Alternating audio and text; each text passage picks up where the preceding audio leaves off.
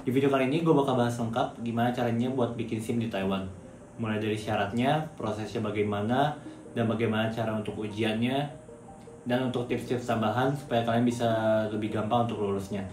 Halo semuanya, perkenalkan nama gue Ferdinand. Gue adalah seorang mahasiswa yang sedang belajar di Taiwan. Jadi di channel ini gue membahas hal-hal seputar Taiwan dan informasi-informasi sebagai mahasiswa yang sedang belajar di Taiwan. Jadi kalau kalian suka dengan channel gue, kalian bisa klik tombol subscribe di bawah dan share ke teman kalian yang sedang ingin berencana untuk studi ke Taiwan ataupun yang sedang belajar di Taiwan. Kita langsung aja mulai ke videonya. Jadi apa itu SIM Taiwan dan kegunaannya di Taiwan ini?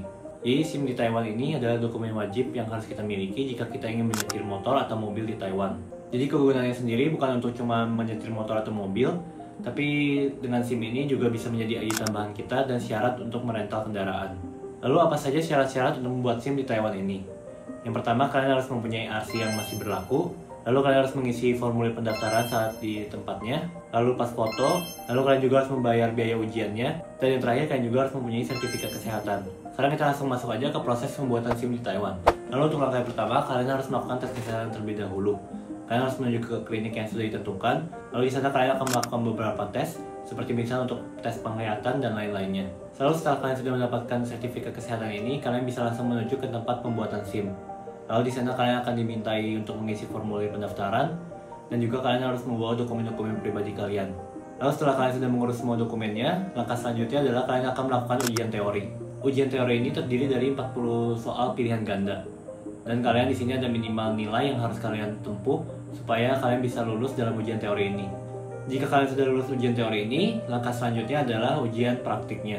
Untuk ujian praktik motor sendiri, gue akan kasih video biar kalian ada gambarannya bagaimana di Taiwan ini melakukan ujian praktik.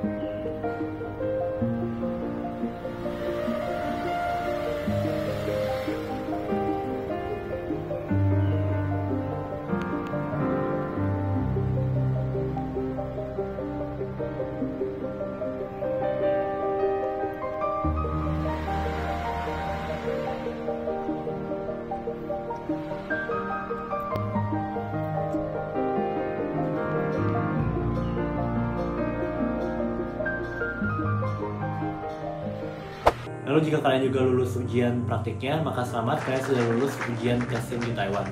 Lalu langkah selanjutnya yang harus kalian lakukan adalah pengambilan SIM.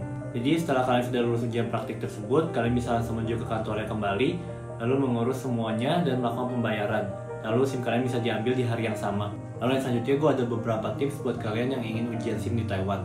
Untuk tips yang pertama, kalian bisa latihan dulu untuk soal-soal ujian teori yang akan diujikan. Kalian bisa latihan di mana? Kalian bisa latihan di website ataupun aplikasi. Untuk aplikasi, nanti gue akan tulis di kolom deskripsi buat kalian bisa download aplikasinya secara langsung. Lalu yang kedua, kalian juga harus mempelajari untuk ujian praktiknya.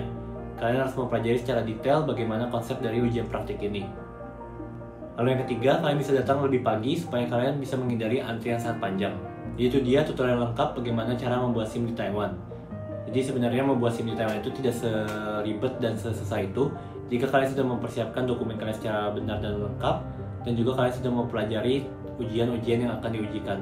Jadi kalau kalian masih ada hal yang kurang dimengerti atau masih belum jelas, kalian bisa tulis di kolom komentar di bawah, nanti gue akan bantu jawab. Lalu jika kalian ada pertanyaan seputar hal Taiwan lainnya, kalian bisa tulis juga di kolom komentar di bawah, nanti gue akan bahas di video-video selanjutnya. Terima kasih buat kalian yang udah nonton sampai akhir, sampai jumpa di video selanjutnya. Bye-bye.